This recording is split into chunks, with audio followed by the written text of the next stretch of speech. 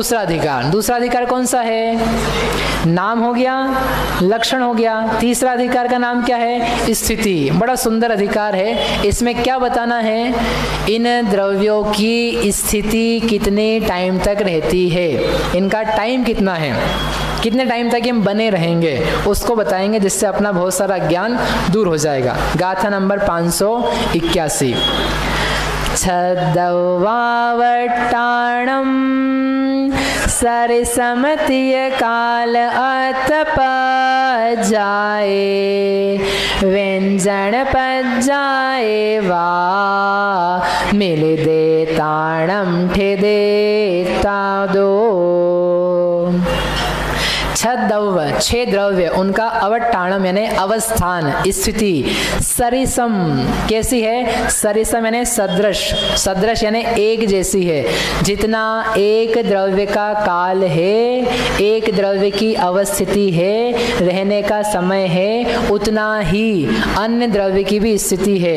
कितनी है? लेकिन आपने ये तो सदृशता बतला दी, लेकिन उसका प्रमाण कितना है? तो कह रहे हैं तीय काल, तीन कालों में जो अर्थ पज्जाए व्यंजन पज्जाए वा, जो अर्थ पर्याय हैं और व्यंजन पर्याय हैं, उनको मिलिदे, मिला करके जो कुछ है वह उनके अवस्थान का प्रमाण है। एक द्रव्य है, एक द्रव्य में क्या पाई जाती हैं? पर्याय पाई जाती हैं। उन पर्यायों को दो भागों में बांट रहे हैं, अर्थ पर्याय और व्यंजन पर्याय। अर्थ पर्याय किसे कहते हैं? आगे आई थिंक दिया है, नहीं दिया है, देना रह गया।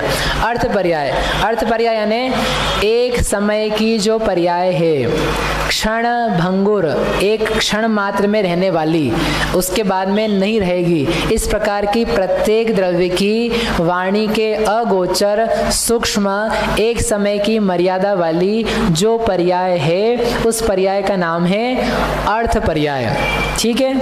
और व्यंजन पर्याय क्या है? उस ही द्रव्य की जो अनेक समयों तक दिखाई देने वाली स्थूल पर्याय है, उस स्थूल पर्याय का नाम है व्यंजन पर्याय, जिसको शब्दों से व्यक्त किया जा सकता है, ज्ञान स्थूल ज्ञान में समझा जा सकता है, जिसे देखा जा सकता है। इस प्रकार अनेक समयों तक जो बनी रहती है उसका नाम है व्यंजन पर्याय।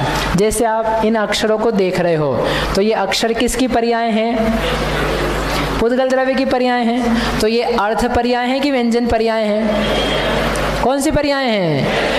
क्यों व्यंजन पर्याय हैं? अर्थ पर्याय भी तो है कि हमको जो दिख रहा है लगातार उसमें परिणमन होता है, लगातार वे बदलती हैं, बदल करके उनके समूह रूप से जो एक सदृशता होकर के ज्ञान होता है, तो वह स्थूल पर्याय इतनी देर तक बनी रही, तब जाकर के हमें उसका बोध हो पाता है।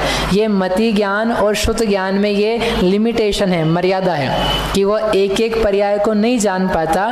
बहुत सारी पर्याय रहें, उनका संस्कार बने, तब जाकर के समझ में आता है कि ये चीज क्या है। जैसे कि अपन ने अर्थावग्रह, व्यंजनावग्रह, ईहा वाय वगैरह में देखा था ज्ञान मार्गणा में, वैसे के वैसे यहाँ पर समझना। तो जो अनेक समयों तक रहने वाली पर्याय हैं, तो आप बार बार इसमें लोग कंफ्यूज हो रहे होंगे। एक तरफ क्या कह रहे हो? एक समय की पर्याय रहती है, और एक तरफ क्या कह रहे हैं? अनेक समयों तक में रहती है। रहती तो एक ही है एक समय में, लेकिन पुनः होती है, पुनः होती है, पुनः होती है, पुनः होती है, ऐसे बार बार होते हुए एक कंटिन्यूटी बनती है। और हम किसको देख पाते हैं? कंटिन्यूटी को। जो अभी आपको एग्जांपल दिया था ना पिक्चर्स का, है तो क्या? एक पिक्चर, एक पिक्चर, एक पिक्चर, एक पिक्चर, ऐसे 30 पिक्चरों को फटाफट दिखा दिया। तो क्या दिखा आपको? पिक्चर दिखा कि वीडियो दिखी? है क्या वास्तव में? पिक्चर। तो ऐसे बहुत सारी सूक्ष्म चीज़ों का जो मूवमेंट है या उनका अवस्थान है, उस अवस्थान से जो चीज़ दिखाई दे रही है पर्याय रूप से, उसे तो समझना व्यंजन पर्याय। और उसी में अंतर्गर्भित जो एक एक समय की अवस्था है, उसका नाम क्या है? अर्थ पर्याय। बिना अर्थ पर्याय के व्यंजन पर्याय का होना संभव नहीं है, क्योंकि अर्थ पर्याय का समूह ही मिलकर के क्या बन रहा है? व्यंजन पर्याय। परंतु वो व्यंजन पर्याय भी उस ही द्रव्य की है, किसी भिन्न द्रव्य की नहीं है। आ ई ये सुनने में आया, तो एक एक ध्वनि जो है वो अलग अलग है, परंतु उनका समूह होकर के जो अ आया है वह भी पर्याय किसी की है, उसी स्कंध की है, वो किसी अन्य चीज की नहीं है। इस प्रकार से यहाँ पर अर्थ पर्याय, व्यंजन पर्याय ये कही, और ये कह करके क्या कहना है, इन सब का जो समूह है वह एक द्रव्य की स्थिति है, और वो जितनी एक द्रव्य की स्थिति है उतनी ही किसी अन्य द्रव्य की स्थिति है। क्या अर्थ निकला इसका?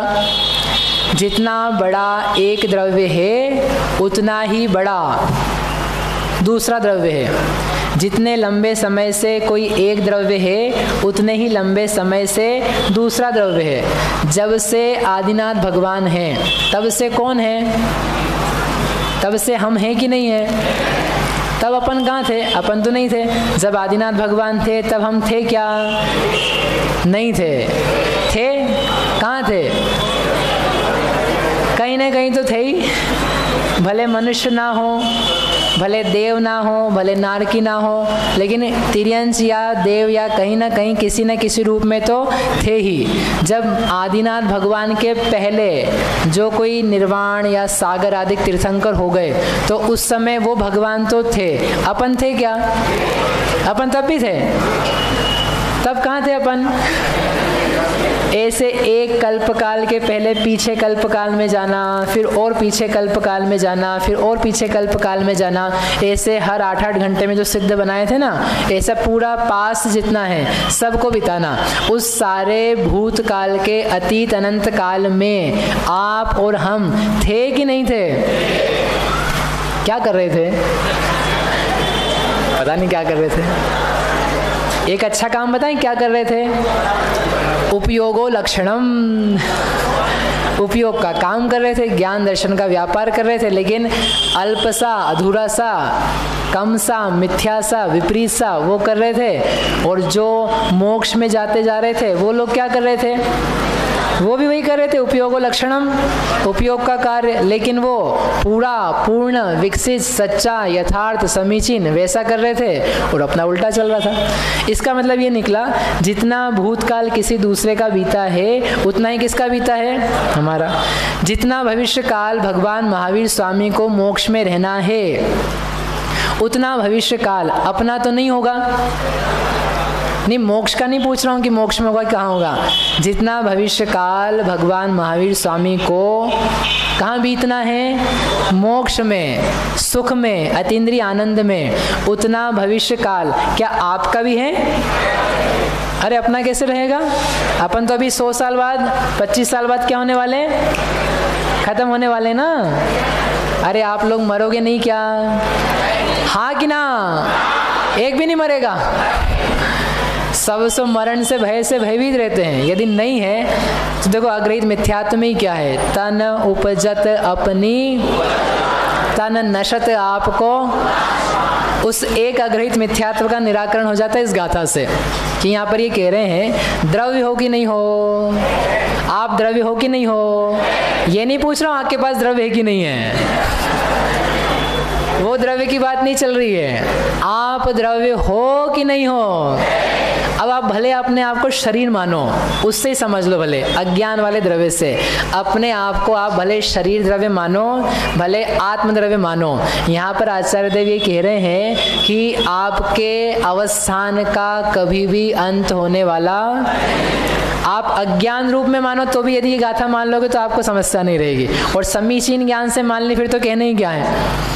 आत्मा रूप एक द्रव्य हूँ और इस द्रव्य की स्थिति अवस्थान मेरा अनंत काल तक है। जितना महावीर स्वामी का है जो मोक्ष में चले गए, शुद्ध हो गए, उतना ही अवस्थान, उतनी ही स्थिति किसकी पाई जा रही है? आपकी और हमारी। लेकिन अब इसी से दूसरी बात, वे तो मोक्ष में जाकर के अनंत काल तक क्या भोगेंगे? सुख भोगेंगे। और यदि अपन स्वयं ने अपने अग्रहित मोह को, मिथ्यात्व को, शरीर के एकत्व को दूर नहीं किया तो हम किस में निकालेंगे वही काल? किस में निकालेंगे? दुख में, परिवर्तन में, यानी समय स्थिति दोनों की समान, दोनों को जो अपॉर्चुनिटीज दी गई दोनों की समान, लेकिन एक क्या कर रहे हैं? आनंद ले रहे हैं, एक क्या कर रहे हैं? दुख भोग रहे हैं। बताओ गलती किसकी है? काल द्रव्य की, धर्म द्रव्य की, पुद्गल द्रव्य की, शरीर की? तो किसकी? स्वयं की। यानी इतना समझ में आ जाए तो अपना जो मरण का भय है, अज्ञान है, वो सारी चीज़ें निकल जाती है, क्योंकि प्रत्येक द्रव्य का अवस्थान सेम है। और जब ये कहते हैं कि वैज्ञानिक एक पुद्गल द्रव्य है, मैटर है, उसका नाश नहीं होता, पैदा नहीं होता, तो वो क्या कह रहा है? हमेशा रहने वाला है। जैसे वो हमेशा रहने वाला है, वैसा ये जीव भी एक मैटर है, एक वस्तु है, फिजिकल अस्तित्व रखता है, इसलिए इसका भी नाश नहीं हो सकता। जितनी अवस्थाएं दूसरे की, उतनी अवस्थाएं स्वयं की। इसके बाद में एक गाथा है, उस गाथा में क्या कह रहे हैं? एक द्रव्य कितना होता है, ये अवस्थान पूरा हो जाएगा। एक द्रव्य कितना बड़ा होता है? एक द्रव्य की परिभाषा क्या? अभी तक आपने द्रव्य की परिभाषा पढ़ी होगी, गुण पर्याय द्रव्यम, सद्रव्य लक्षणम, समगुण पर्यायम द्रव्यम। अब यहाँ पर एक परिभाषा और है, बड़ी प्यारी सी, सुंदर सी, उससे सर्वज्ञता भी आपको समझ में आएगी। गाथा नंबर 582, अंतिम गाथा है आज की। भैया एक क्वेश्चन है। एयदवियम्मी जे अथ पज्जया वियण पज्जया चावी तीदाणागद भूदा तावदियं तं हवदि दौवम्। एयदवियम्मी जे, एक द्रव्य में, जे यानी जो, अर्थ पज्जया अर्थ पर्याय, व्यंजन पज्जा यानी व्यंजन पर्याय होती है। कितनी? तीद यानी अतीत काल संबंधी, अनागत अनागत काल संबंधी, उन सब को मिला लो, तावदियम दौवम हवदी, उतना ही द्रव्य होता है। एक द्रव्य कितना बड़ा? एक द्रव्य कितना बड़ा? लंबाई में नहीं, अब ये काल के प्रमाण से बता रहे हैं। जितनी भूतकाल की पर्यायें, जितनी वर्तमान की पर्यायें, जितनी भविष्य काल की पर्यायें हैं, तीन काल की पर्यायों के समुदाय का नाम क्या है? द्रव्य। यानी तीन काल भी हैं, तीन काल की पर्यायें भी हैं, तीन काल के पर्यायों के समुदाय वाला द्रव्य भी है। और जिसने ये बात बताई, ऐसे तीन काल की पर्यायों को जानने वाले सर्वज्ञ भगवान भी नहीं, तो ये बता कैसे सकते हैं? मन से तो बता नहीं सकते हैं। तो यानी कोई व्यक्ति ने तीन काल देखे, जाने, किस रूप से जाने? निश्चित रूप से जाने कि भूतकाल इतना, भविष्यकाल इतना, इस द्रव्य में पर्याय इतनी, ऐसी ऐसी होती रहेंगी, पाई गई थी, पाई जा रही है, पर्याय से रहित कभी भी नहीं है। इस प्रकार जो तीनों कालों को निश्चित रूप से जानता है, उन अरहंत भगवान के द्वारा एक द्रव्य का प्ररूपण किया गया कि जो अतीत, अनागत, वर्तमान, भूत, भविष्य की सारी अर्थ व्यंजन पर्याय हैं, उतना ही द्रव्य है, ना उससे कम ना उससे ज्यादा। तो ये क्या सिद्ध हो गया? इससे द्रव्य भी सिद्ध हो गया, द्रव्य का अवस्थान भी सिद्ध हो गया, और अवस्थान के साथ में जो सर्वज्ञ भगवान हैं उनकी स्थिति भी सिद्ध हो गई। और इससे क्या समझ में आया? जब अपन कहते हैं ना, कौन सा गाथा है? जो जानदी अर्हंतम दौवत गुणत पज्जयत्तेहिम, सो जानदी अप्पाणम मोहो खलु जाति तस्य लयम। तो अपन कहते हैं द्रव्य अरहंत भगवान को द्रव्य पने, गुण पने, पर्याय पने जानो। तो ये अरहंत भगवान को द्रव्य पने जानने की बात चल रही है कि अरहंत भगवान को हमने जाना कि वे द्रव्य अपेक्षा से कैसे हैं? अनादि से अनंत काल तक रहने वाले। क्या जाना अपन ने? अरहंत भगवान का द्रव्य अनादि काल से कब तक है? अनंत काल तक। तो जैसे उनका द्रव्य अनादि काल से अनंत काल तक है, वैसे यह द्रव्य भी एक द्रव्य है, यह वस्तु भी एक द्रव्य है। तो ये कब से कब तक रहेगी? अनादि काल से अनंत काल तक रहेगी। तो अपनी और उनकी द्रव्य यानी काल अपेक्षा, स्थिति अपेक्षा से क्या हो गई? सदृशता। समानता देखनी रहती है ना, तो जितने बड़े वे हैं उतने ही बड़े काल की अपेक्षा से, हम भाव नहीं कह रहे अभी, काल की अपेक्षा से उतनी ही समानता हम में पाई जा रही है। ऐसा अरहंत को देख करके अरहंत के काल अपेक्षा से अपनी समानता जानने में आती है, जिससे जो अपना अस्तित्व को लेकर के अपने को भय रहता है वो भय मिट जाता है। ऐसा अवस्थान हुआ। अब इसके आगे जो संख्या क्षेत्र आदि चीज़ें हैं वो अपन शाम से प्रारंभ करेंगे। अभी की बात यहीं तक करते हैं। कोई